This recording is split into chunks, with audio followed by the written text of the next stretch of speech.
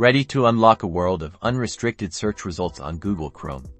Let's dive straight into disabling SafeSearch on your PC or laptop. First, open your Google Chrome browser. Make sure it's the latest version for the smoothest experience. In the Google Chrome address bar, type settings and press enter. Then, from the search results, click on the settings link. On the settings page, look for the search settings option. It's usually found in the main navigation or as a prominent link on the page. Click into search settings.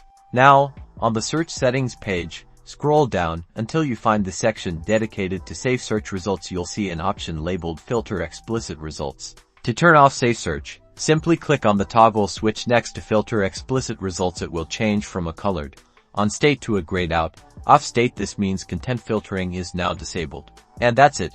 Your settings are automatically saved. Now you'll have access to a wider range of information and can truly customize your browsing experience to your preferences, granting you unrestricted search results. Enjoy your more expansive search capabilities on Google Chrome.